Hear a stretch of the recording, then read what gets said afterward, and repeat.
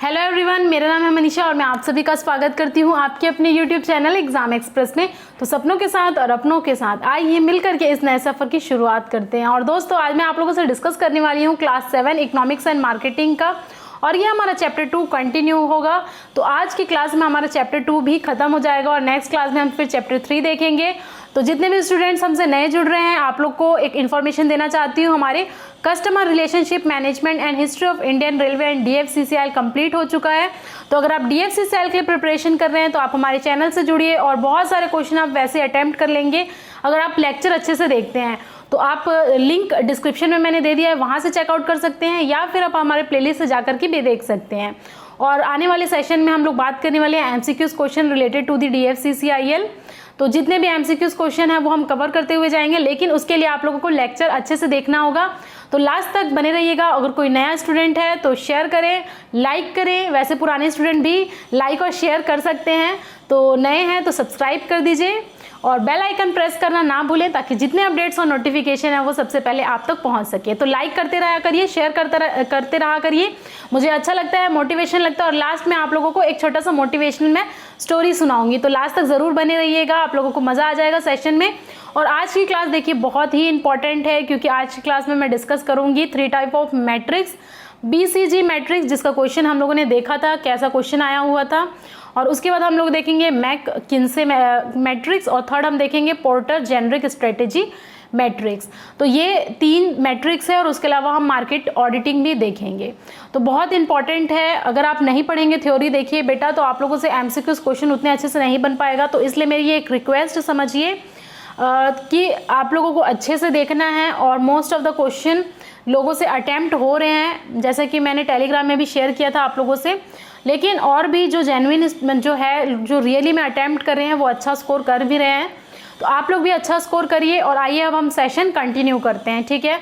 तो पिछली क्लास में हम लोगों ने देखा था चैप्टर 2 हमारा था, और आज की क्लास में हम देखेंगे BCG matrix, Boston consulting group matrix, ठीक है। तो सबसे पहले BCG का आपको फुल फॉर्म याद रखना है। वैसे तो ये चीज़ मैंने CRM में कंप्लीट कराया हुआ था आप सभी लोगों को, और एक बढ़िया सा एग्जांपल भी दिया था। CRM की 8th क्लास में मैंने ये चीज़ एक्सप्लेन किया था।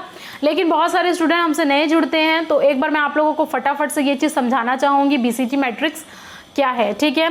तो इससे रिलेटेड क्वेश्चन आए हुए हैं, और आप तुक्का नहीं मार सकते। देखिए, अगर आप लोगों को इस चीज़ के बारे में ज़्यादा इन्फॉर्मेशन नहीं है तो अब आइए हम देख लेते हैं BCG मैट्रिक्स। तो ये मैं थोड़ा सा डाउन कर लेती हूँ, क्योंकि स्टूडेंट्स आप लोगों का थोड़ा सा ये आ रहा था कि मेरी फ़ोटो आ जाती है। तो देखिए, चैप्टर 2 हमारा कंटिन्यू होगा BCG मैट्रिक्स। तो ये हम लोग क्या देखे थे, ये हम लोगों ने देखा था, ये जो मैट्रिक्स है वो मेनली डिस्कस क्या करता है, ग्रोथ शेयर मैट्रिक्स है, ठीक है। ग्रोथ शेयर मैट्रिक्स है। तो एक तरफ रहता था ग्रोथ और एक तरफ था शेयर। ग्रोथ और शेयर किसका, मार्केट का, market growth and market share, ठीक है। Market growth and market share कहने का मतलब है, मार्केट ग्रोथ अगर मैं कहूँ तो ग्रोथ यानी कि जो भी प्रोडक्ट है या जो भी कंपनी है उसका मार्केट में ग्रोथ कितना है, उस प्रोडक्ट की रिक्वायरमेंट कितनी है, डिमांड कितना है, उसको कहते हैं मार्केट ग्रोथ। और मार्केट शेयर का मतलब है कि जो कंपनी है उसका मार्केट में शेयर कितना है, वो कितना कमा रहा है, ठीक है। तो ये होता है हमारा मार्केट शेयर। तो इसके बीच में जो मैट्रिक्स डिज़ाइन करते हैं उसको हम कहते हैं ग्रोथ शेयर मैट्रिक्स, या फिर BCG मैट्रिक्स, जैसे कि आप स्क्रीन में देख पा रहे हैं। क्योंकि देखिए, ग्रोथ एंड शेयर ये क्या हो जाएगा, हमारा 2 टर्म है। तो ये मैट्रिक्स क्या बनेगा, ये देखिए, ये 4 सेल का मैट्रिक्स बनेगा, और 2 रो और 2 कॉलम है। तो ये क्या हो जाएगा, 2x2 मैट्रिक्स होगा 4 सेल का। समझ में आया। अब देख लीजिए, यहाँ पर लिखा हुआ है मैंने एक point on vertical axis. Vertical axis में क्या लेते हैं हम लोग, वर्टिकल एक्सिस में मार्केट ग्रोथ रेट देखते हैं, ठीक है। क्या होता है, मार्केट ग्रोथ रेट, की मार्केट में कितना ग्रोथ है, या फिर किसी भी प्रोडक्ट या जो भी हमारा इंडस्ट्री है उसका ग्रोथ कितना, उसकी डिमांड कितनी है, ठीक है। समझ में आया। और हॉरिजॉन्टल एक्सिस में हम देखते हैं रिलेटिव मार्केट शेयर कैसा है, जो कंपनी है या जो भी इंडस्ट्री है उसका मार्केट में शेयर कितना है, ठीक है। तो ये हो गया हमारा क्या है, मार्केट शेयर, यानी कि कंपनी का स्ट्रेंथ कितना है उस मार्केट में। तो vertical axis, the market growth rate provides a measure of market attractiveness, ठीक है। और हॉरिजॉन्टल एक्सिस में हम क्या देखते हैं कि कंपनी की स्ट्रेंथ कितनी है, यानी कि मार्केट का शेयर कितना है।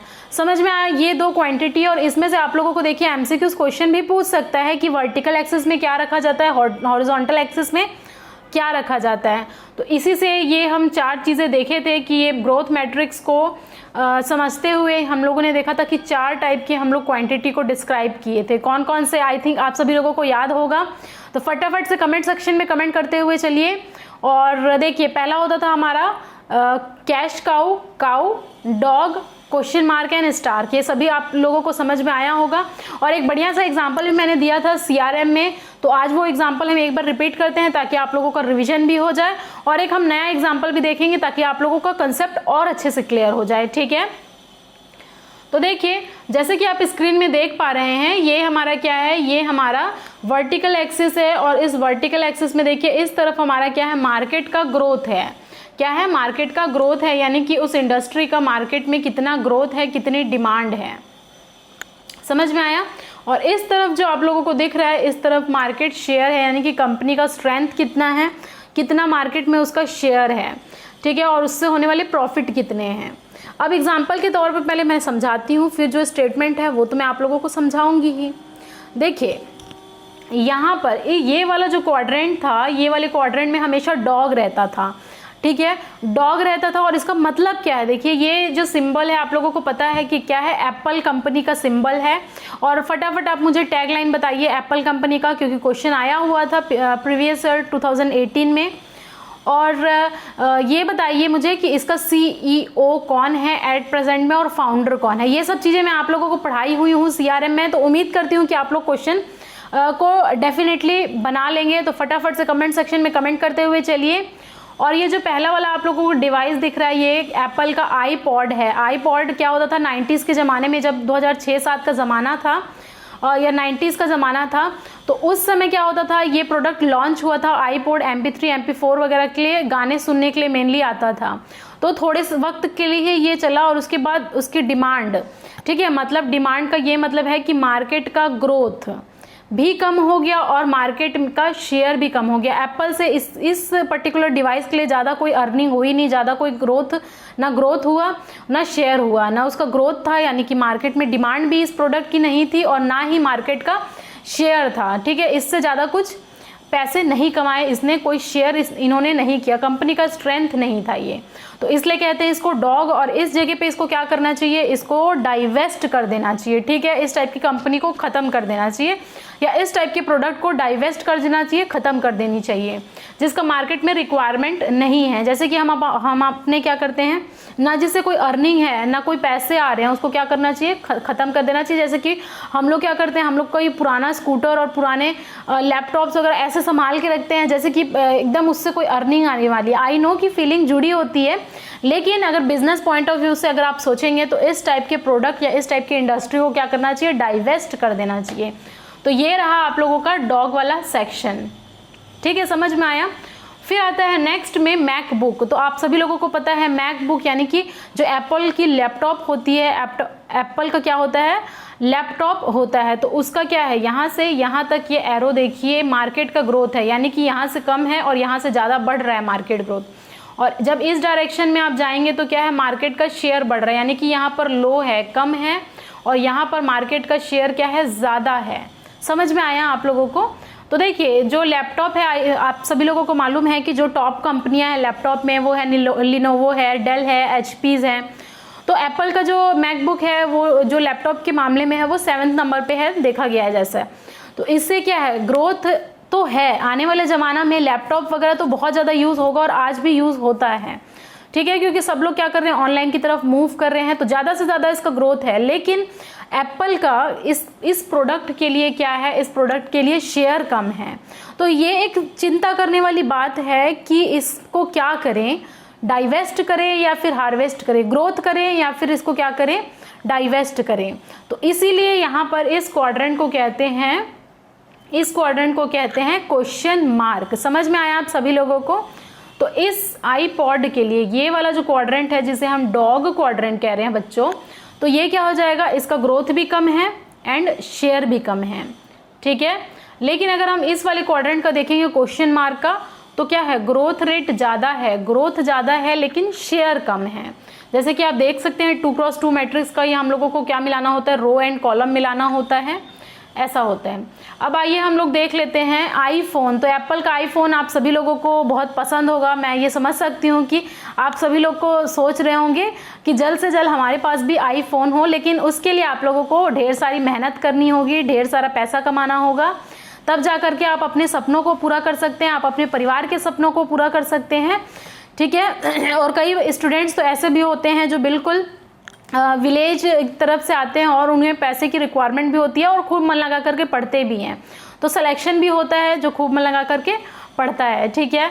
तो इसीलिए ये आप लोगों को जल्द से जल्द मिलने वाला है, चाहे आप किसी भी एग्ज़ाम के लिए प्रिपरेशन कर रहे होंगे, अच्छे से पेपर दीजिए। तो ये आईफोन है, आप सभी लोगों को पता है कि एप्पल का आईफोन बेस्ट होता है और इसका ग्रोथ भी बहुत ज़्यादा है, मार्केट का ग्रोथ, यानी कि मार्केट में डिमांड भी बहुत ज़्यादा है और मार्केट में शेयर भी बहुत ज़्यादा है, बहुत सारे पैसे आते हैं इससे, ठीक है। तो ये क्या है, ये इसे इसलिए इस क्वाड्रेंट को कहा जाता है स्टार, ठीक है, स्टार कहा जाता है, ग्रोथ भी ज़्यादा है, मार्केट शेयर भी ज़्यादा है, समझ में आया। तो ये क्या है, ये एकदम मस्त सुपीरियर है। अब ये देखिए, ये क्या है, आईपैड। तो आईपैड आप लोगों को पता है आईपैड क्या है, आईपैड जो है वो एप्पल की कंपनी का, आप लोग पता है कि आईपैड सबसे ज़्यादा मार्केट में शेयर है, यानी कि एप्पल इससे बहुत ज़्यादा नोट छापता गया, नोट पे नोट। लेकिन अगर अभी हम देखेंगे तो अभी क्या है, नोट छाप दिया यानी कि कैश काऊ है, ठीक है, कैश काऊ है। तो इसका पैसा निकाल करके क्या करना चाहिए, जो कंपनी यहाँ और यहाँ, इसका पैसा निकाल करके स्टार वाले पे लगाना चाहिए या फिर क्वेश्चन मार्क वाले पे लगाना चाहिए, क्योंकि इसका ग्रोथ रेट कम है। अब आने वाले में डिमांड नहीं है इसका, लेकिन ऑलरेडी एप्पल ने इतना पैसा कमाया, इससे इतना नोट छापा है कि उसे अब क्या करना चाहिए, उसे अब इसका पैसा इसमें लगाना चाहिए। तो इसे ही कहते हैं BCG मैट्रिक्स। आई थिंक कि आप लोगों को वैसे ही क्लियर था, लेकिन कोई नया बच्चा हमसे जुड़ रहा है तो आप लोगों को और क्लियर हो जा रहा होगा, ठीक है। तो एक और इन्फॉर्मेशन देना चाहती थी, देखिए हमारा रीजनिंग की क्लासेस भी हमारी स्टार्ट हो चुकी है और जैसे कि आप लोग देख पा रहे हैं कि विक्रम सर पढ़ाते हैं और बहुत ही अच्छा पढ़ाते हैं, बेसिक लेवल से कवर करते हैं। तो अगर आप चाहे DFCCL की प्रिपरेशन कर रहे होंगे, चाहे SSC JEE की प्रिपरेशन कर रहे हैं, क्योंकि SSC JEE में भी बहुत सारे क्वेश्चन आते हैं, चाहे आप किसी भी रेलवे का एग्ज़ाम या SSC का एग्ज़ाम देना चाह रहे हैं, PSU का एग्ज़ाम देना चाह रहे हैं, तो आप लेक्चर ज़रूर अटेंड करिए, बहुत ही अच्छा होगा। और आने वाले टाइम में हम बहुत सारे MCQs क्वेश्चन और लेकर के आएंगे, ठीक है। तो लाइक किया करिए, शेयर किया करिए और चैनल को सब्सक्राइब कर दीजिए, क्योंकि बहुत सारे लेक्चर ऑलरेडी हमारे आने वाले हैं, technical and non technical both, और एप्टीट्यूड भी हमारा स्टार्ट हो जाएगा, ठीक है। तो ये देखिए, अब हम देख लेते हैं एप्पल का एग्जाम्पल हम लोगों ने देख लिया, उसके बाद आइए देख लेते हैं। ये वैसे तो आप लोगों को क्लियर होगा, आई नो आप लोग बहुत स्मार्ट हैं और बहुत अच्छा प्रिपरेशन करते हैं, इंटेलिजेंट भी बहुत हैं, ठीक है। लेकिन देखिए ये सारे सब्जेक्ट आप लोगों को पढ़ने होंगे। आइए देख लेते हैं, एक और एग्जांपल देखते हैं बेहतरीन तरीके से। देखिए मार्केट ग्रोथ क्या है, इस एरो में है, इस डायरेक्शन में, और मार्केट शेयर इस डायरेक्शन में, जैसे कि हम प्रीवियस एग्जाम्पल देखे थे। तो अभी क्या है, यहाँ पर एग्जाम्पल देखिए कोडैक का, जैसे कि मैंने आप लोगों को कोडैक का एग्जाम्पल दिया था, तो वहाँ पर समझाया था मार्केटिंग मायोपिया यानी कि दूर का नहीं सोचने वाला। कोडैक ने क्या किया, कोडैक अगर 90s का ज़माना हम देखते थे तो उस समय ये जो आप लोगों को याद है, ये क्या है, फिल्म है, रील वगैरह उस समय बहुत ज़बरदस्त तरीके से चलता था, और आप लोग फ़ोटो भी खिंचवाते होंगे, बढ़िया बढ़िया फ़ोटो निकलवा करके रखते भी होंगे और आज के डेट में उसको देखते होंगे, ठीक है। तो ये सारी चीज़ें तो है, लेकिन आज के ज़माना में ये सब कुछ नहीं चलता। तो क्या है, ये कोडैक ने ये गलती की थी कि वो आने वाले फ्यूचर के बारे में नहीं सोचा उसने, और सिर्फ इस पे काम करते गया, कोडैक की फिल्म बनाते रह गया। तो ना तो इसकी अब ग्रोथ रेट है, ना कुछ ग्रोथ था और ना ही शेयर था। तो इस टाइप को क्या करना चाहिए, इस टाइप के प्रोडक्ट को डाइवेस्ट कर देना चाहिए, ख़त्म कर देना चाहिए, और इस क्वाड्रेंट को कहते हैं डॉग क्वाड्रेंट। तो मार्केट ग्रोथ भी कम है एंड मार्केट शेयर भी कम है। समझ में आया आप सभी लोगों को। और जैसा कि क्वेश्चन मार्क आप लोगों को मालूम ही है, कोई ऐसा प्रोडक्ट लाना चाहिए, फिर सोचना चाहिए कि उसको इन्वेस्ट करें या डाइवेस्ट करें, फिर आता है हमारा डिजिटल कैमरा। डिजिटल कैमरा यहाँ पर जो है वो स्टार क्वाड्रेंट में रखा गया है क्योंकि उसका ग्रोथ भी ज़्यादा है और मार्केट में शेयर भी ज़्यादा है।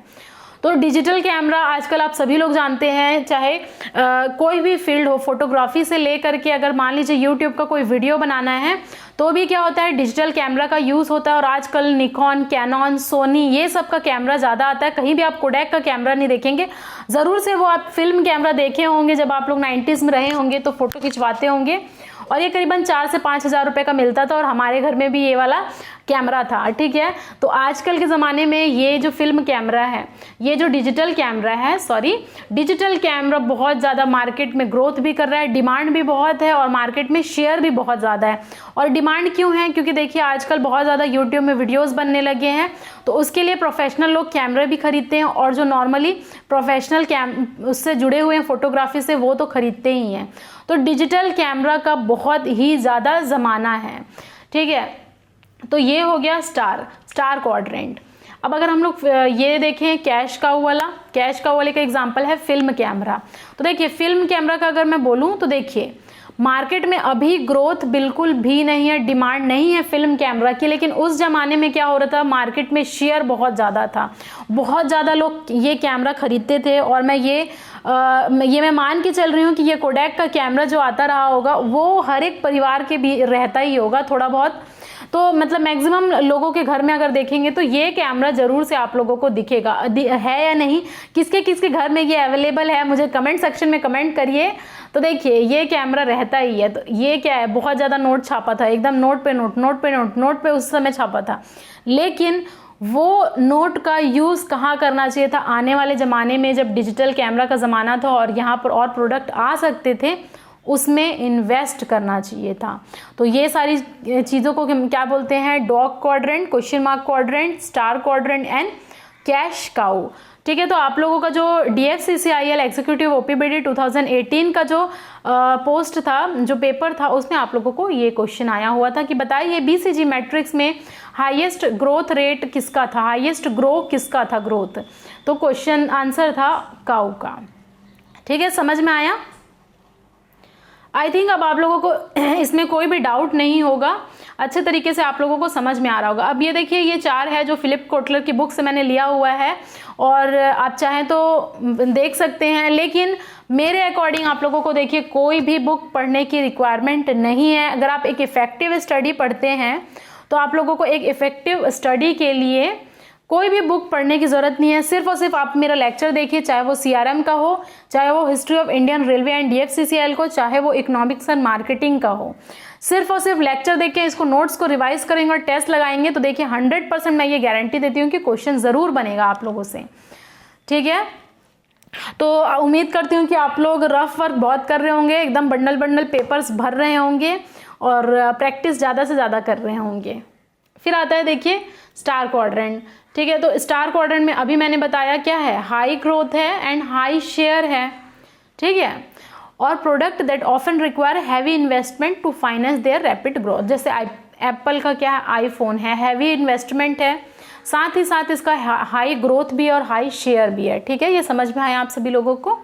फिर कैश काउ है, तो कैश काउ हम लोगों ने देखा था, जैसे एग्जाम्पल था हमारा iPad था या फिर फिल्म कैमरा था, तो उसका क्या है, ग्रोथ लो है लेकिन हाई शेयर है, ठीक है।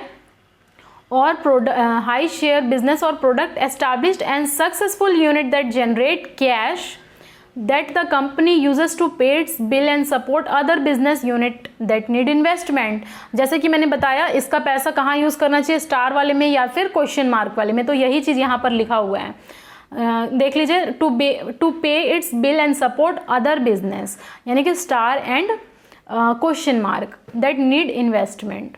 समझ में आया?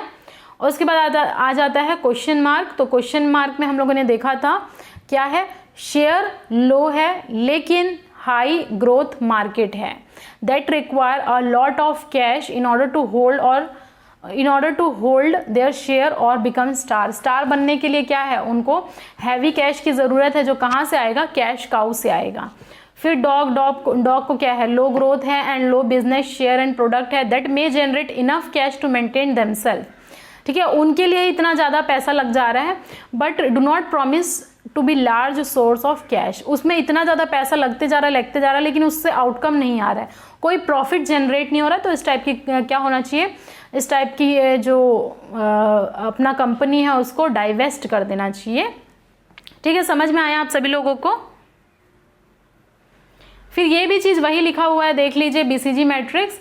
तो ये देख लीजिए, आप जिस भी तरीके से आपको समझ में आता है वो आप यूज़ कर सकते हैं। तो यहाँ पर कोई थ्योरी क्वेश्चन तो आएगा नहीं, आप लोगों को लिखने के लिए एमसीक्यूज क्वेश्चन ही आएगा।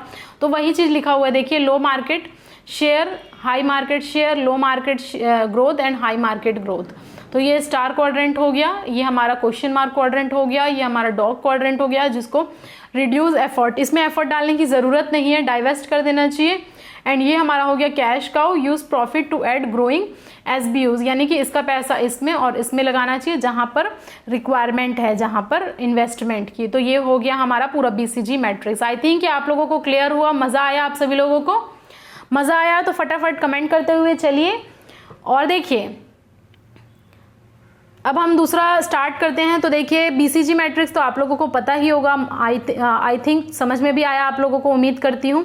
जो दूसरा है इसको हम कहते हैं upgraded version of BCG matrix, और इससे रिलेटेड क्वेश्चन आप लोगों को पूछा जा सकता है।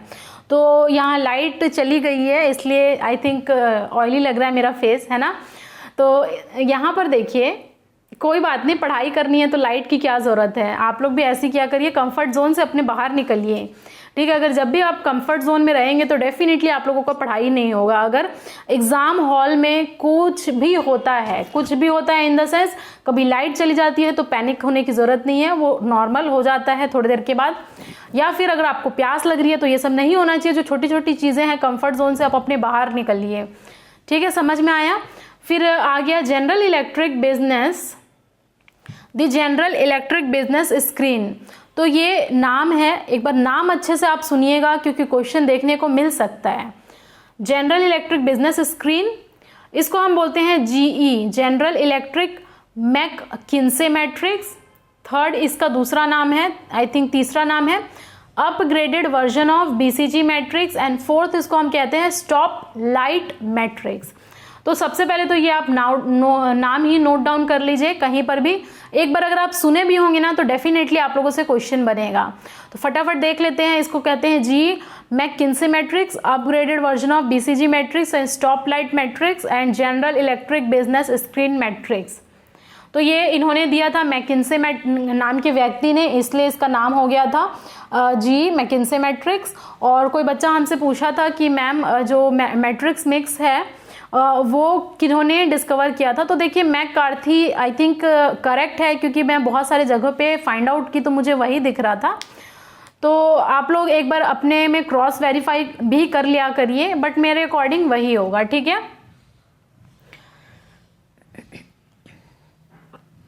अब ये क्या चीज़ अब आप सोच रहे होंगे, ठीक है ये क्या चीज़ है ये सोच रहे होंगे। तो ये भी सिंपल है ये मैट्रिक्स, लेकिन 9 सेल का है। क्या है, 9 सेल का ये मैट्रिक्स है, यानी कि 3x3 मैट्रिक्स है। देखिए सबसे पहले तो एक बार मैं मैट्रिक्स दिखा देती हूँ। ये देख लीजिए, ये 3x3 का मैट्रिक्स है। ये जो आपके सामने दिख रहा है, तीन रो है इसमें और 3 कॉलम है। तो ये इसलिए 3x3 मैट्रिक्स बना, 3 रो 3 कॉलम। तो इसको जब आप काउंट करेंगे तो देखिए 1 2 3 4 5 6 7 8 9 सेल का ये मैट्रिक्स है। तो कई बार आप लोगों से क्वेश्चन भी पूछ दिया जाता है कि ये जो आपका मैककिन्से मैट्रिक्स है वो कितने सेल का मैट्रिक्स है। तो ये 9 सेल का मैट्रिक्स है। और दूसरी इंपॉर्टेंट बात, इसको डिस्कवर किसने किया था। तो ये सारी बातें आप लोगों को नोट डाउन करनी है। अब आइए देख लेते हैं।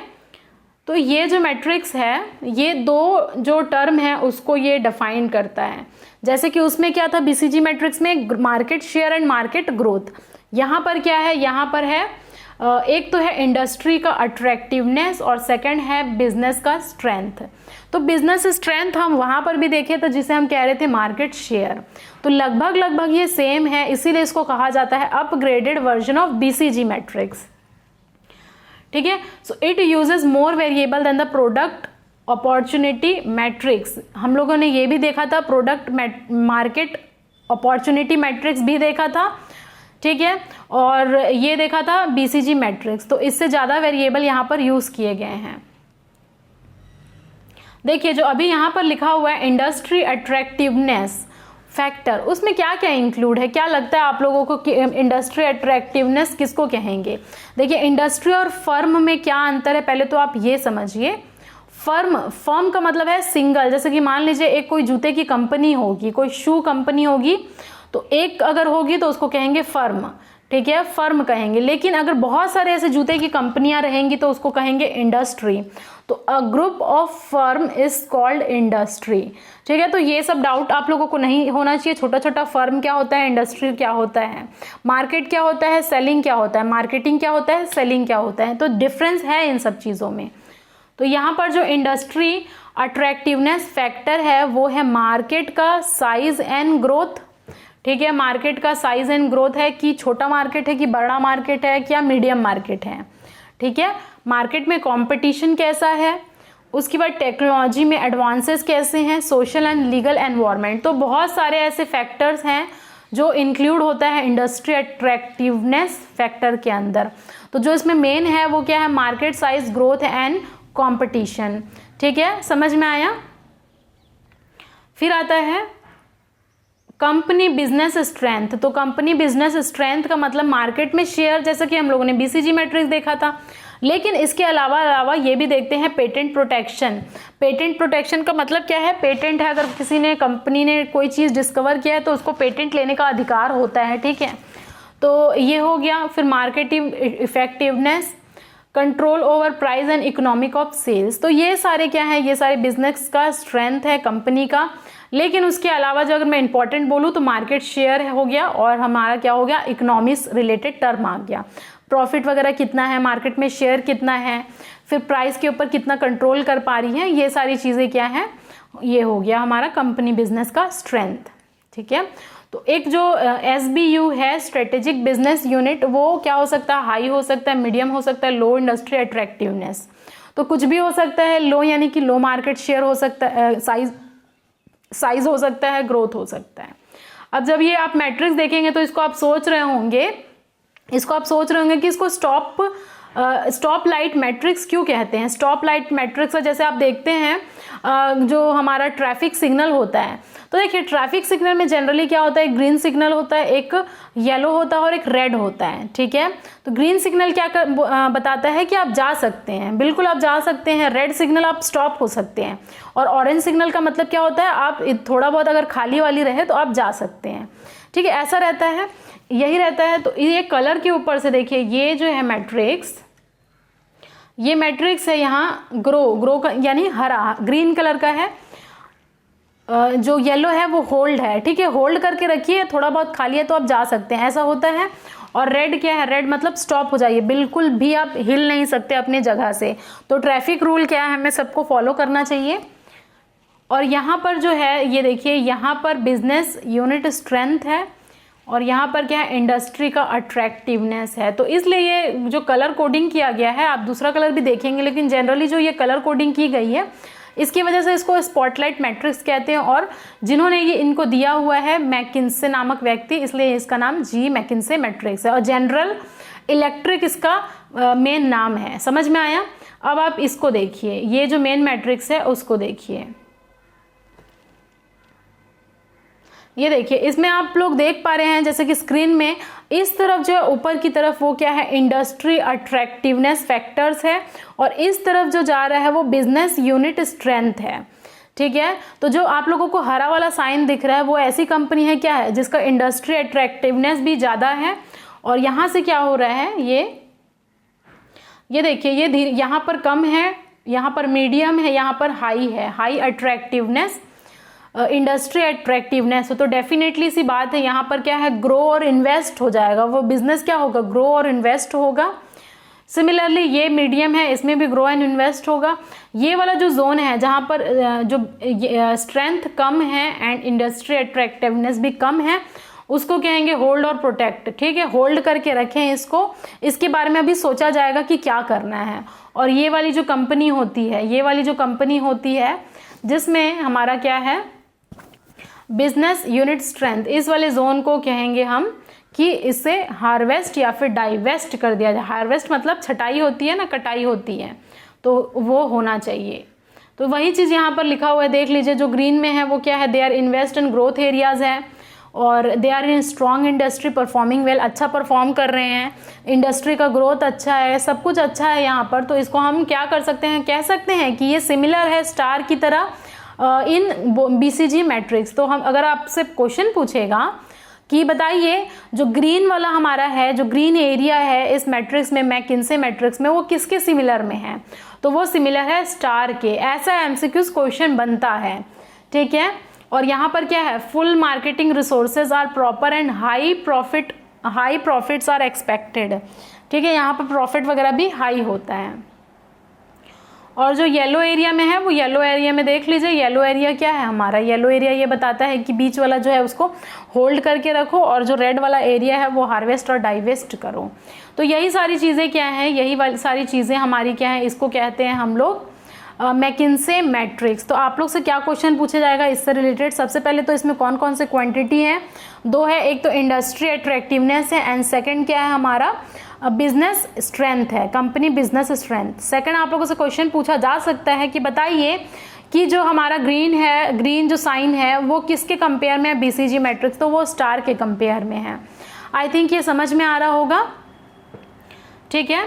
और वीक इंडस्ट्री अगर देखा जाए यहाँ पर, जैसे कि एन SBU में be strong in a weak industry like cash cow, okay, in what some in attractiveness और अ क्वेश्चन मार्क। तो इतना नहीं है जो मैं आप लोगों को समझ बता रही हूँ। और वैसे भी आप लोग अगर ये समझ लिए तो आप लोग नॉर्मल अपने कॉमन सेंस से क्वेश्चन को अटेम्प्ट कर लेंगे, और ये मैं डेफिनेटली गारंटी दे रही हूँ, ठीक है। तो ये हो गया आप लोगों का कौन सा मैट्रिक्स, मैकिन्से मैट्रिक्स। आइए जो थर्ड वाला मैट्रिक्स, आई नो ये टफ लग रहा होगा आप लोगों को, लेकिन एक दो बार और देखेंगे तो इंटरेस्टिंग लगेगा। फिर आता है पोर्टर जेनरिक स्ट्रेटेजी मॉडल, ठीक है। क्या है, पोर्टर जेनरिक स्ट्रेटेजी मॉडल। तो उसके पहले आप लोग एक बार फटाफट लाइक करते हुए चलिए, लाइक करिए, शेयर करिए, और चैनल को सब्सक्राइब नहीं किया तो चैनल को सब्सक्राइब कर दीजिए। और देखिए आप लोग PDF मांग रहे थे, तो मैं PDF अपने टेलीग्राम चैनल में दे दी हूँ, क्योंकि अभी 1 से 6 तक का लेक्चर कंप्लीट हुआ था, तो मुझे उसमें कुछ मॉडिफिकेशन करने थे और वाटरमार्क वगैरह ऐड करने थे, क्योंकि बहुत सारे कॉपीराइट के इश्यू आते हैं। तो इसमें क्या है, ये सारी चीज़ें करने के लिए टाइम लग जाता है। तो आई होप आप लोग समझ रहे होंगे। और PDF मैंने दे दिया है, तो रिवीजन आप लोग अच्छे से करिए। रिवीजन करेंगे, साथ में लेक्चर देखेंगे, और नेक्स्ट लेक्चर देखेंगे तो आप लोगों को ज़्यादा समझ में आएगा, मज़ा भी आएगा, ठीक है। और जो इम्पॉर्टेंट पॉइंट है वो तो मैं अंडरलाइन कर ही देती हूँ। और आप लोग मांगते रहते हैं PDF दे दीजिए, जल्दी से PDF दे दीजिए, क्लास शुरू हुआ नहीं कि PDF दे दीजिए। और कोई बच्चा तो ये भी बोला था कि मैम पूरे क्लास 12 तक जितने भी लेक्चर हैं उसके PDF दे दीजिए।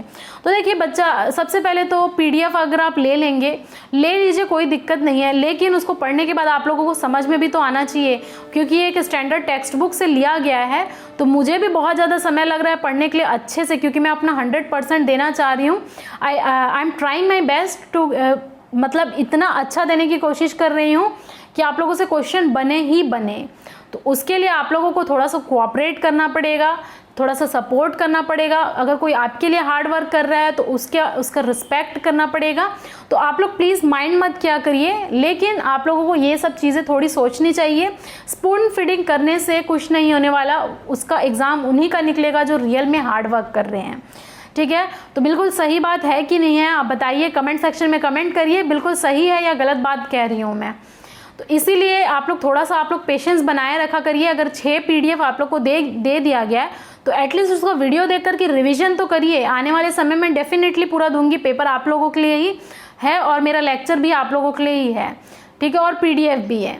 तो इसीलिए कह रही हूँ मेहनत भी करिए, खुद भी, सिर्फ दूसरों की मेहनत पे भी मत डिपेंड रहिए। आप लोगों को ज़्यादा से ज़्यादा क्वेश्चन प्रैक्टिस करना है, लेक्चर देखना है और आउटपुट लेनी है, ठीक है। तो हो गया, चलिए आइए, बहुत बातें कर ली आज। पोर्टर जेनरिक स्ट्रेटेजी मॉडल, ये क्या मॉडल है देखिए। जो माइकल पोर्टर नाम के व्यक्ति हैं, जो ये इंसान है माइकल पोर्टर, उन्हीं के नाम से सबसे पहले तो ये रखा गया है पोर्टर जेनरिक स्ट्रेटेजी मॉडल।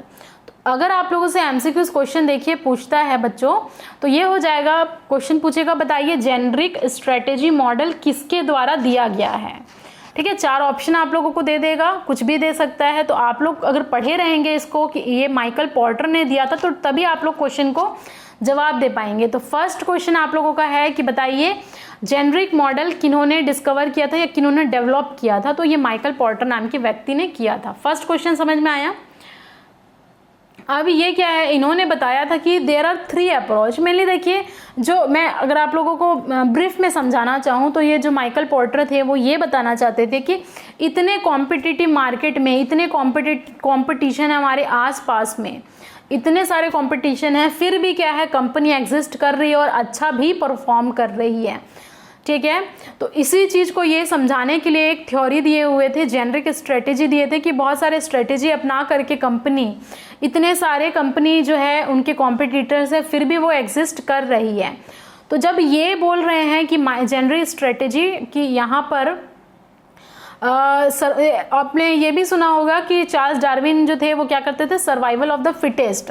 तो ये आपके एग्जाम के लिए भी अगर मैं कह सकती हूँ एप्लीकेबल होगा ज़रूर कि आप लोगों के आसपास देखिए कितनी कंपटीशन है, चाहे वो आपका DFCCL का पेपर हो, चाहे कोई भी एग्जाम पेपर्स हो। तो बहुत सारे फॉर्म भरे गए हैं जैसा कि आप सब जानते हैं, और एक दिन तो आप लोग ये पूरा टाइम 1 से 2 दिन इसी में लगा देते हैं कि कितने नंबर ऑफ फॉर्म भरे गए हैं। ठीक है, इलेक्ट्रिकल में कितने भरे गए हैं, SNT में कितने भरे गए हैं, मैक में कितने भरे गए हैं, OPPD जूनियर एग्जीक्यूटिव ये सब में कितने फॉर्म भरे हैं, और 1 से 2 दिन आप लोग अपना पूरा बर्बाद कर देते हैं। तो ये मेरी आप लोगों की तरफ से आप लोग के लिए एडवाइस है कि देखिए इन्फॉर्मेशन ज़रूरी है, लेकिन आप एक बार ऊपर देख लीजिए, 5 मिनट लगता है उसको देखने में, 5 से 10 मिनट हो गया और उसको वहीं ख़त्म कर दीजिए। ये नहीं कि आप बिल्कुल ले करके बैठ गए हैं कि भाई इतने सारे फॉर्म भरे जा रहे हैं, लाख एप्लीकेंट है, मैं कहाँ एग्जिस्ट करता हूँ। लेकिन सिलेक्शन तो आप लोगों के बीच में से ही होगा ना, कोई ऐसा तो नहीं है कि कोई बाहर से एकदम उड़ करके कोई परिंदा आ जाएगा और वो पेपर सिलेक्शन ले लेगा। बिल्कुल ऐसा नहीं होता है, आप लोग में से ही कोई स्टूडेंट सेलेक्ट होकर के स्टेशन मास्टर का पोस्ट वो लेंगे। तो कंपटीशन बहुत है और सरवाइव वही करता है जो लगातार मेहनत कर रहा है, कुछ अच्छा कर रहा है, कुछ नया सीख रहा है। ठीक है, तो इसीलिए ये थ्योरम दिया गया है, ये मॉडल दिया गया है जो कि माइकल पोर्टर द्वारा दिया गया है, और इन्होंने कहा है कि there are 3 approaches of generic strategy. मतलब कुछ स्ट्रेटेजी फॉलो करनी होती है बिजनेस को अपने कंपटीशन जो है, कंपटीशन के उसमें सरवाइव करने के लिए, मेनली ये कहना चाहते हैं ये। तो this is first out by Michael porter in 1985 in his book competitive advantage creating and sustaining superior performance. तो अगर आप लोगों से पूछता है ये बुक किसके द्वारा लिखी गई है, तो माइकल पोर्टर द्वारा लिखी गई है, और ये थ्योरम इन्होंने ये समझाया था। ठीक है, तो मेनली 3 से 4 अप्रोच होते हैं। कई बुक में अगर आप देखेंगे तो 3 अप्रोच माना जाता है, कई बुक में आप लोग को 4 अप्रोच दिया जाएगा। वो कैसे होगा मैं अभी आप लोगों को बताऊंगी। तो सबसे पहले तो मैं आप लोगों को ये चीज़ समझाऊंगी, ये वाला चीज़, उसके बाद मैं एक एक करके आप लोगों को थोड़ा सा थ्योरी समझाऊंगी। एग्जाम्पल, जो एग्जाम्पल मैं देती हूँ आप लोगों को जो लाइफ में होता है हमारे, उसके थ्रू आप लोग को ज़्यादा समझ में आता है। ठीक है, तो इस तरफ क्या है हमारा, इस तरफ जो है वो मार्केट है। देखिए ये मार्केट का स्कोप है। क्या है, मार्केट का स्कोप। मार्केट का स्कोप यानी कि सिंपल मार्केट, ये छोटा मार्केट है जिसे लिखे हैं नैरो मार्केट, और यहाँ पर लिखे हैं हम लोगों ने ब्रॉड मार्केट। बड़ा मार्केट, कोई बड़े पैमाने में जो मार्केट होता है उसको कवर करना, और जो नैरो रहता है उसको कहते हैं हम लोग मार्केट निश भी कहते हैं। क्या कहते हैं, मार्केट निश। टर्म याद रखिए, छोटे से एक सेगमेंट को कहते हैं, मार्केट के एक छोटे से सेगमेंट को कहते हैं मार्केट निश। और इस तरफ क्या है, देखिए इस तरफ कॉस्ट और डिफरेंशिएशन। अब आप सोच रहे हैं कि मैम ये क्या लिखा हुआ है, बताइए। कॉस्ट लीडरशिप है, डिफरेंशिएशन है, कॉस्ट फोकस है, डिफरेंशिएशन फोकस है, इसको हम कैसे समझेंगे? तो आप अच्छे से समझिए। देखिए जो जैसे कि मैंने अभी आप लोगों को बताया, एक इंडस्ट्री है। ठीक है, इंडस्ट्री में बहुत सारे इतने सारे इनके क्या है कॉम्पिटिटर बैठे हुए हैं। फॉर एग्जाम्पल अगर मैं कम्युनिकेशन के टर्म में बात करूं, कम्युनिकेशन टर्म में मैं बात करूं तो जियो भी है, वोडाफोन भी है, जो आजकल वोडाफोन आइडिया मर्ज हो गए हैं, VI जिसे हम कहते हैं, और अगर थोड़े से और पहले के ज़माने में जाऊँ तो बहुत सारे ऐसे सिम थे, ठीक है, बहुत सारे सिम यूज़ कर सकते थे। एयरसेल आता था, एयरटेल तो अभी भी चलता है। तो ये सारे क्या हैं, ये सारे एक दूसरे के कॉम्पिटिटर्स हैं, जानते हैं आप सभी लोग। जैसे कि क्या हो गया, सर्फ एक्सल हो गया, टाइड हो गया, एरियल हो गया, निरमा पाउडर हो गया, घड़ी पाउडर हो गया। तो ये सारे क्या हैं, जैसे कि घड़ी पाउडर वगैरह पहले बहुत चलता था लेकिन अब बंद हो गया। निरमा पाउडर बहुत ज़्यादा चलता था, अब बंद हो गया है। सिमिलरली अगर मैं बिस्किट का देखूं तो ऐसा तो नहीं है सिर्फ आप एक बिस्किट खाते हैं पार्ले जी, बिल्कुल नहीं है ऐसा। पार्ले जी के अलावा टाइगर उसके कॉम्पिटिटर है, पतंजलि का उसका कॉम्पिटिटर है। अगर मान लीजिए क्रीम बिस्किट है तो क्रीम बिस्किट में भी बहुत सारे कॉम्पिटिटर्स हैं। तो हर जगह कंपटीशन है, या आप समझ लीजिए हर एक इंडस्ट्री में कंपटीशन है, कहीं भी मोनोपोली नहीं है, चाहे वो आप कोई भी सामान ले लीजिए आज के ज़माने में, ठीक है।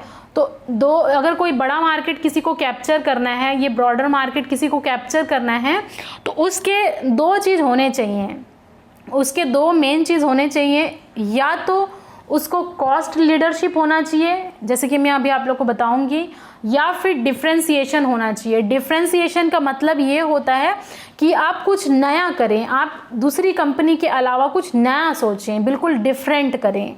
तो इसीलिए इसका नाम है डिफ्रेंसिएशन, ठीक है। वैसे भी अगर कुछ एक्स्ट्रा ऑर्डिनरी कोई करता है तभी उसका नाम होता है, ठीक है। एक्स्ट्रा ऑर्डिनरी होता है तभी उसका नाम होता है, बिल्कुल कोई डिफरेंट करें। तो जैसे कि मान लीजिए हम लोग नॉर्मल इंसान हैं, बहुत सारे लोग जेवलिन थ्रो करते होंगे, ठीक है, भाला फेंक करते होंगे, लेकिन जीता कौन, नीरज चोपड़ा जी जीते हैं, जो कि मात्र 23 वर्ष के हैं। जैसे कि आप सब जानते हैं ओलंपिक टोक्यो 2020 में भारत के लिए गोल्ड लेकर के आए हैं। तो ये क्या है, ये डिफ्रेंसिएशन है। ये एग्जांपल मैं दे रही हूँ, वैसे कंपनी के लिए आप कोई भी प्रोडक्ट देख सकते हैं। तो क्या होना चाहिए, डिफरेंट होना चाहिए। इस कॉम्पिटिटिव एनवायरनमेंट में, इतने कंपटीशन के ज़माने में, एक तो ये ऑप्शन है आपके पास कि डिफरेंट होना चाहिए। और मान लीजिए अगर कोई कंपनी डिफरेंट नहीं होती है, कुछ नया नहीं कर पा रही है, तो फिर उसको क्या होना चाहिए, फिर उसको कॉस्ट लीडरशिप होना चाहिए। कॉस्ट लीडरशिप का मतलब ये है कि कॉस्ट उसका क्या होना चाहिए, जैसे कि एग्जांपल मैं पहले दे रही हूँ। देखिए जैसे कि मान लीजिए सेलिंग प्राइस आप सभी लोगों को पता है, जो बेचने वाला मूल्य रहता है वो क्या होता है, CP प्लस प्रॉफिट होता है, यही होता है। जितने में आपने खरीदा और प्रॉफिट हो रहा है वो हो जाएगा एक कंपनी का सेल प्राइस। तो मान लीजिए 100 रुपये अगर सेलिंग प्राइस है तो 80 रुपये उसका कॉस्ट प्राइस लगा, 80 रुपये उसको बनाने के चार्ज लगे और 20 रुपये उसके प्रॉफिट हैं। 100 रुपये का कोई सामान बेच रहा है तो 80 रुपये उसके क्या है, कॉस्ट प्राइस है, और 20 रुपये उसके प्रॉफिट हैं।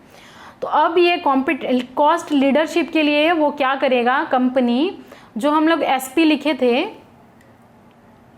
जो हम लोगों ने लिखा था SP = CP प्लस प्रॉफिट, ठीक है। तो ये अब क्या है, मान लीजिए उसी चीज़ को वो कम रेट में बेच रहा है, मतलब कम रेट में बेच रहा है, लोगों तक कम तक पहुंचा रहा है। तो ये इसका मतलब नहीं है कि 80 रुपये का ही वो खरीद लिया और प्रॉफिट उसका हो गया 0। ऐसा कभी भी कंपनी नहीं करती है। चाहे आप सोचते होंगे ना कि मैम सीजनल वाइज में क्या होता है, 50% अप टू 70% कपड़े के दे देते हैं। रिलायंस ट्रेंड ऑफर चलाता है 90% तक का, बिग बाज़ार ऑफर चलाता है 70% तक का। और क्या होता है, तो ये कभी भी ऐसा नहीं होता है कि उनका प्रॉफिट 0 हो गया। वो क्या करेंगे, वो इस कॉस्ट में कॉस्ट प्राइस को कम कर देंगे। जो उनकी लागत है, जो भी लागत होती है उनकी, मैन्युफैक्चरिंग कॉस्ट जो लगता है, जो डिलीवरी चार्जेस वगैरह लगते हैं, तो जो ये सब क्या है, मैन्युफैक्चरिंग कॉस्ट वो कम कर देता है। तो उसकी वजह से ओवरऑल क्या हो जाता है, ओवरऑल जो कस्टमर तक पहुंचता है रेट वो कम हो जाता है।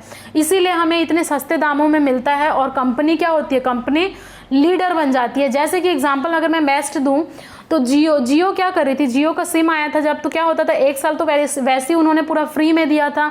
तो मार्केट को वो क्या किया, एक ब्रॉडर मार्केट को पूरा उन्होंने कैप्चर किया और लीडर बन गए पूरे। और उस समय में अगर आप देखेंगे तो कोई भी इधर उधर का सिम यूज़ नहीं करता था, जिसके मुंह पे देखो जियो, जिसके मुंह पे देखो जियो। और इवन आज तक ये मार्केट कैप्चर है, ठीक है। अब तो चार्जेस भी बढ़ गए हैं, लेकिन most of the people Jio use करते हैं कि नहीं करते हैं, ठीक है। क्योंकि उस समय क्या बहुत सारी चीज़ फ्री कर दिया था और बहुत सारे स्कीम निकालते गए थे।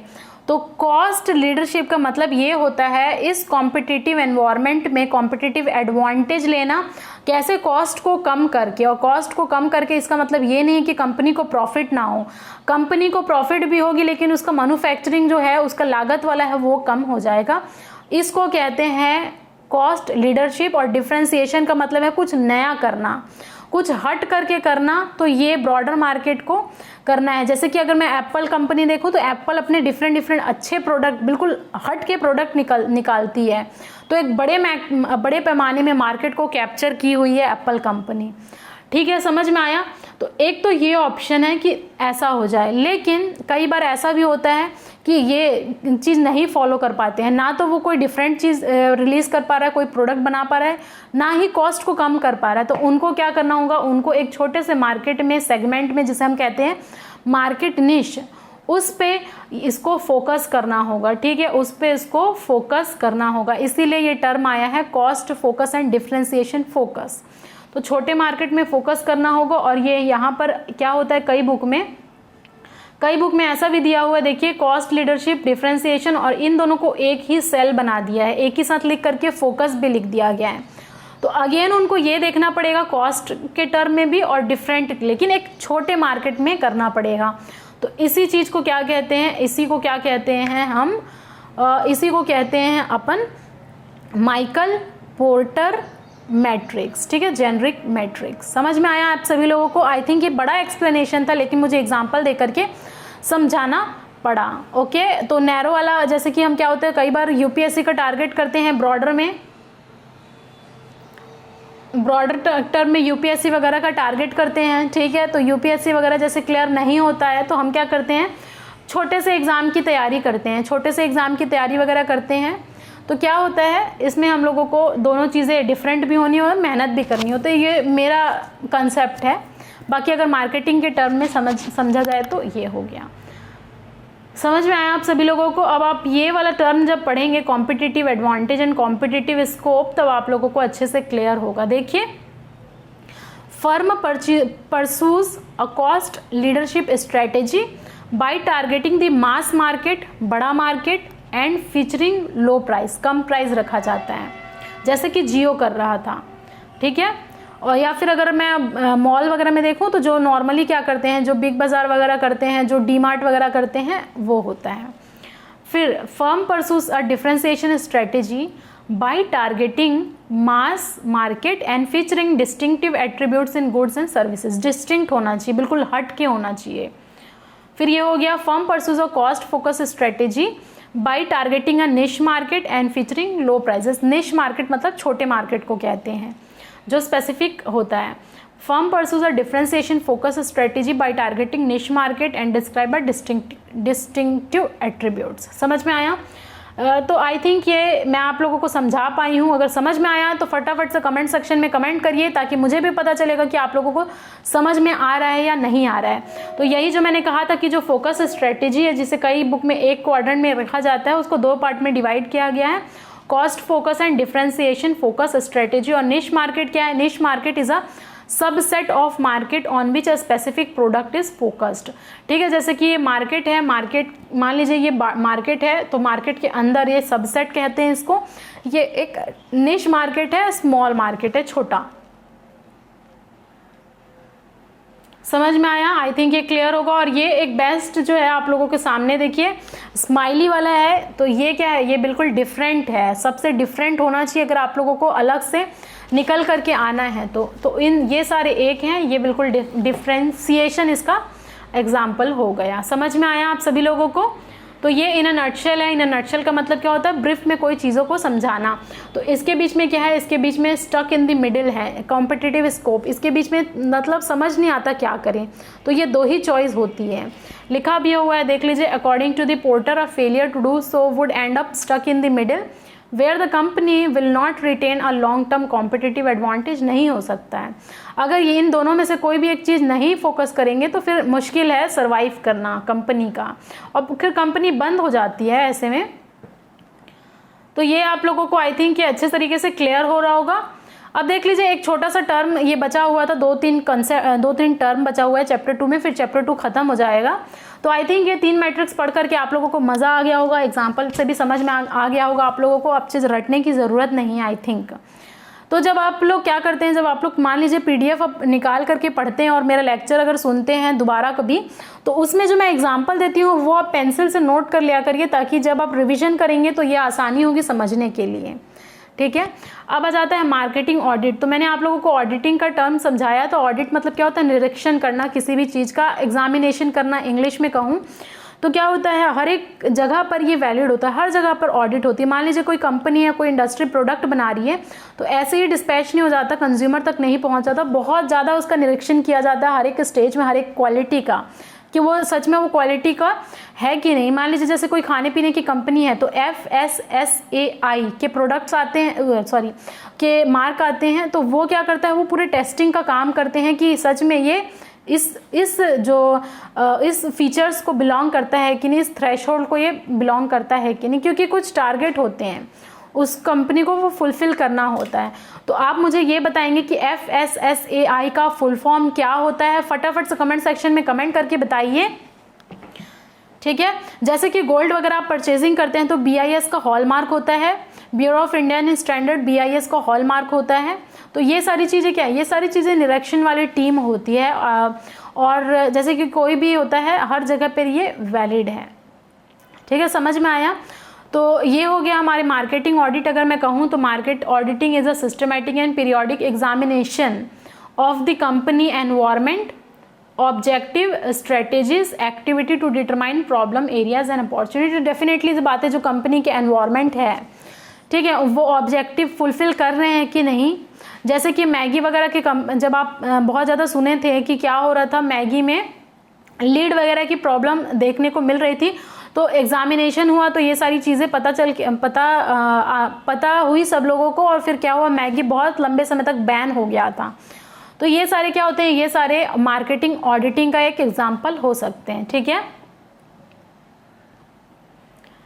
तो यही चीज़ लिखा हुआ है, देख लीजिए, ये फिलिप कोटलर की बुक से लिया गया है। ये अगर आप लोगों को इस टाइप से कुछ पूछता है डेफिनेशन, तो पता होना चाहिए कि ये मार्केटिंग ऑडिट है। ये A comprehensive, systematic, independent, periodic examination of company's environment, objective, strategy, and activity to determine the problem areas and opportunity, and has to recommend a plan of action to improve the company marketing performance. ठीक है, marketing company के marketing performance के लिए क्या होना चाहिए, हर समय निरीक्षण होना चाहिए। तो आप लोगों का भी एग्ज़ाम क्यों होता है, ताकि आप लोगों की काबिलियत पता चले, ठीक है। तो अभी तो सब एग्ज़ाम क्या हो जा रहा है, वैसे ही पास हो जा रहे हैं बच्चे, लेकिन एग्जामिनेशन होना चाहिए हर एक पॉइंट में। मार्केटिंग इम्प्लीमेंटेशन, मतलब इम्प्लीमेंटेशन का मतलब ये होता है कि जो भी आपने प्लान और स्ट्रेटेजी बनाई है उसको एक्शन में कन्वर्ट करने को कहते हैं इम्प्लीमेंटेशन। तो लिखा हुआ है, आप पढ़ लीजिए बिल्कुल। मार्केटिंग कंट्रोल, कंट्रोल का मतलब क्या होता है, अगर नॉर्मली कंट्रोल की बात करूं तो जो भी आपने रिजल्ट प्रोड्यूस किया उसको वापस से एनालाइज करना कि ये चीज़ सही है कि नहीं, अगर कोई एरर है तो उसको करेक्ट करने को कहते हैं मार्केटिंग कंट्रोल, ठीक है। जैसे कि कोई क्वालिटी है, उस क्वालिटी को वो नहीं फुलफिल कर रहा है, तो फिर क्या है, उसकी क्वालिटी में फिर से इम्प्रूव करना, करेक्टिव मेजर लेकर के वापस क्वालिटी को करेक्ट करना, इसको कहते हैं, ठीक है। ऑपरेटिंग कंट्रोल क्या होता है, वही चीज़ है, ऑपरेटिंग कंट्रोल वही लिखा हुआ है, ऑनगोइंग परफॉर्मेंस को चेक करते हुए चलना। ये डेफिनेशन आप देख लीजिए, checking ongoing performance against annual plan and taking corrective action. Annual plan होता है। स्ट्रेटेजिक कंट्रोल क्या होता है, checking whether the companies basic strategy matches the opportunity and strength. तो जैसा कि मालूम ही है, स्ट्रेंथ वगैरह को ये मैच कर रहा है कि नहीं, स्ट्रेटेजिक कंट्रोल इसे कहते हैं। अब लास्ट आ गया हमारा डिसीजन एंड रिवॉर्ड सिस्टम। तो ये क्या है, ये एक formal and informal operating procedure है that guides planning, budgeting, compensation and other activity. तो ये क्या होता है, एक सिस्टम बैठाया जाता है जो कि डील करता है बजटिंग को, जो डील करता है पूरे प्लानिंग को, क्योंकि बहुत सारे प्रोजेक्ट मैनेजर होते हैं। अगर कोई प्रोजेक्ट है तो उनके में प्लानिंग की जाती है, बजटिंग की जाती है, एलोकेशन की जाती है प्रोजेक्ट के लिए, फिर कंपनसेशन होता है, और बहुत सारे ऐसे एक्टिविटीज़ होते हैं। तो इसे कहते हैं डिसीजन एंड रिवॉर्ड सिस्टम। अगर कोई अच्छा परफॉर्म किया तो उसे रिवॉर्ड दिया जाता है, ठीक है। समझ में आया आप सभी लोगों को? तो ये हमारा क्या हो गया, ये हमारा हो गया पूरा आज की क्लासेस। आई थिंक कि आप लोगों को अच्छे से समझ में आया होगा। तो 3 मॉडल हम लोगों ने पढ़ा, मैट्रिक्स हम लोगों ने पढ़ा, कौन कौन सा, BCG मैट्रिक्स, क्वेश्चन आने के बहुत ज़्यादा चांसेस है। सेकंड मैकिन्से मैट्रिक्स, इससे भी क्वेश्चन आ सकते हैं। थर्ड हम लोग पोर्टर जेनरिक स्ट्रेटेजी मॉडल पढ़े। तो ये 3 हम लोगों ने पढ़ा, और मार्केटिंग ऑडिटिंग पढ़े। तो ये हमारा क्या हुआ, चैप्टर 2 ख़त्म हो गया। अब हम नेक्स्ट क्लास में देखेंगे चैप्टर 3, लेकिन उसके पहले आप सभी लोग मुझे मालूम है इंतज़ार कर रहे होंगे स्टोरी का जो मैं आप लोगों से शेयर करने वाली थी, जो बहुत ज़्यादा मैं देखती हूँ, फॉलो करती हूँ। तो देखिए स्टोरी कुछ इस तरीके से है कि देखिए हमारी सीखने की उम्र कभी ऐसा नहीं होता कि कोई उम्र होती है सीखने के लिए। हम हमेशा सीखना चाहिए, हमेशा हम लोगों को अपने लाइफ में सीखना चाहिए। अगर जिस दिन हम लोग सीखना बंद कर दिए उस दिन हम लोगों का लाइफ मान लीजिए कि दी एंड है, ठीक है। तो हमेशा, चाहे वो आप 20 साल के हो, चाहे 80 साल के कोई बुजुर्ग हो, तो लाइफ में हमेशा कुछ ना कुछ नया सीखना चाहिए, ठीक है। अगर आज हम कुछ पढ़ रहे हैं तो हो सकता है नेक्स्ट डे आप कुछ नया सीखेंगे। तो हमेशा सीखते हुए जाइए। और देखिए एक छोटा सा मैं आप लोगों को कहानी सुना रही हूँ कि एक बहुत ही मतलब जो 20 साल की उम्र के एक थे, वो तीरंदाज थे, कोई एक व्यक्ति थे, ठीक है। ये जनरल कहानी है। कोई एक व्यक्ति थे, एक 20 साल की उम्र ही कितनी होती है, बहुत कम, और उसमें एक ज़बरदस्त तीरंदाजी निकल करके आते हैं वो, और बहुत उनमें कॉन्फिडेंस, एकदम कॉन्फिडेंस, और बहुत कुछ भरपूर मात्रा में रहता है कॉन्फिडेंस, यानी कि कहूँ कि ओवर कॉन्फिडेंस रहते हैं कि मतलब मैं कर ही लूँगा ये चीज़। और आसपास के जो गांव वाले लोग रहते हैं, जो कस्बे वाले लोग रहते हैं, वो एक जो बुज़ुर्ग व्यक्ति रहते हैं जो रिटायरमेंट ले चुके होते हैं, उनके बारे में वो बहुत कहानी सुनाया करते हैं, और कि ये मतलब बहुत ही अच्छे व्यक्ति वो भी थे, एक्सपीरियंस थे। लेकिन ये जो 20 साल का लड़का था, उसको तो बस मैं दिखता था कि बस मैं ही हूँ, मेरे अलावा तो कोई नहीं है, मुझे कुछ भी दे दिया जाए मैं कर लूँगा, किसी तरीके का तीरंदाजी मैं कर लूँगा, ठीक है। तो इस तरीके से उसके मन में पूरी भरपूर फीलिंग आती थी। लेकिन एक दिन क्या हुआ, एक दिन ये हुआ कि उससे लगा कि यार मतलब मैं तो ठीक हूँ, मैं तो बहुत अच्छा हूँ, अपने आप में बहुत अच्छा हूँ, लेकिन एक बार मुझे मिलना चाहिए जो व्यक्ति हैं, जो 70 साल के एक्सपीरियंस्ड हैं, देखता हूँ मेरे आगे उनका क्या है। अब तो वो बूढ़े हो चुके हैं तो कुछ नहीं है, आगे देखते हैं कि उनका क्या है, मेरा लेवल क्या है, उनका लेवल क्या है, ठीक है। तो इसे लगता था कि सब कुछ सीख चुका है या व्यक्ति 20 साल का जो लड़का है। तो गए, वो पहाड़ों में कहीं रहते थे, तपस्या वगैरह करते थे, तो उनसे जा कर के मिले और बहुत खुश भी हुए कि चलो अब कंपटीशन लगाने का एक मौका मिलेगा, ठीक है। तो कंपटीशन लगाए और जो नॉर्मल जो प्लेस था, नॉर्मल स्थान था, वहाँ पर लगाए, तीर लगाए, एकदम जा कर के गिरा वहाँ पर। तो दोनों जन में हुआ, दोनों जीत गए। तो और ज़्यादा ओवर कॉन्फिडेंट हो गया, बिल्कुल जो 20 साल का लड़का था एकदम ओवर कॉन्फिडेंट से भरपूर था एकदम, कि बस मैं ही मैं हूँ, जीत गया वो। लेकिन अब क्या हुआ, वो लेते गए आगे लेता, जो 80 ईयर्स ओल्ड जो थे मैन, वो ले करके जाएगा पहाड़ों के बीच में, और 2 पहाड़ों के बीच में वो ले करके आ गया, और बीच में छोटा सा एक क्या था, एक पॉन्ड टाइप से था, एक तालाब टाइप से था, और वहाँ पर एक छोटा सा पुल बना था, ठीक है। तो वो पुल पर ले करके उसे गए वो लड़के को, कहे आओ मेरे साथ। तो ये सोचे पता नहीं कहाँ ले करके जा रहे हैं, क्या करवाने वाले हैं, लेकिन फिर भी बिल्कुल भरपूर था कॉन्फिडेंस, और ज़बरदस्त तरीके से एकदम उसमें एंथुसियास्टिक था। ले करके गए और फिर एक तीर चलाए और सीधे वो पेड़ पर जा करके लगा। और फिर उन्होंने ये कहा कि भाई 20 साल वाले लड़के को कि तुम भी वहाँ पर करके दिखाओ ये चीज़, तब हम माने। तो वो क्या हुआ, लगाया, और उसके बाद क्या है, उसकी हाथ मतलब उसका जो है वो डगमगा गया, क्योंकि उसे तो आदत था फ्लैट एरिया में करने का, ये सब की चीज़ की तो आदत नहीं थी, पहाड़ों के बीच में यहाँ पर वहाँ पर कभी ऐसा सोचा नहीं था उसने। तो तीर चलाया, लेकिन क्या हुआ, तीर लगा नहीं वहाँ पर जहाँ निशाना लगना था। तो तब उसे समझ में आया कि अरे ये निशाना लगा कैसे नहीं मेरा। तो फिर उन्होंने ये समझाया कि देखिए सीखने की कोई उम्र नहीं होती, ना सीखने का कोई लिमिट होता है, ठीक है। हमेशा हम लोगों को सीखना चाहिए, कुछ नया सीखना चाहिए, और कॉन्फिडेंस रखना चाहिए अपने अंदर, लेकिन ओवर कॉन्फिडेंट कभी नहीं होना चाहिए। तो आप सभी लोग भी क्वेश्चन अगर सॉल्व करते हैं, भले आप लोगों से बना है, लेकिन फिर से सॉल्व करिए, ओवर कॉन्फिडेंस के चक्कर में कभी गलत मत किया करिए क्वेश्चन को। और ऐसा मोस्ट ऑफ द स्टूडेंट के साथ होता है, देखिए कि ओवर कॉन्फिडेंट के चक्कर में एक तो टाइम बर्बाद कर देते हैं, क्योंकि एग्जाम में लगता है अरे ये टॉपिक मिक्सचर एलिगेशन का ये तो हो ही नहीं सकता कि मैं बना ना सकूं, और इस ओवर कॉन्फिडेंट के साथ वो 5 से 10 मिनट अपना बर्बाद कर देते हैं, ठीक है। तो इस टाइप के आप लोगों को पहचानना है, और सीखने का उम्र कभी नहीं होता है, सीखते हुए चलिए, हर दिन एक आप लोगों को नया सीख मिलेगा, ठीक है। तो यही एक छोटी सी कहानी थी, आई थिंक आप लोगों को पसंद आई कि नहीं मालूम नहीं, लेकिन ये सच में फैक्ट है कि कॉन्फिडेंस रखिए, ओवर कॉन्फिडेंट नहीं, सीखते रहिए, कुछ ना कुछ नया मिलेगा ज़रूर आप लोगों को, ठीक है, तो इसी के साथ फिर मिलते हैं नेक्स्ट क्लास में। आई थिंक आप लोगों को अच्छा लगा होगा। लाइक करिए सेशन को, शेयर करिए दोस्तों के साथ, और चैनल को सब्सक्राइब नहीं किया तो चैनल को सब्सक्राइब कर दीजिए। Thank you very much. मिलते हैं हमारे नेक्स्ट सेशन में, तब तक के लिए टाटा बाय बाय।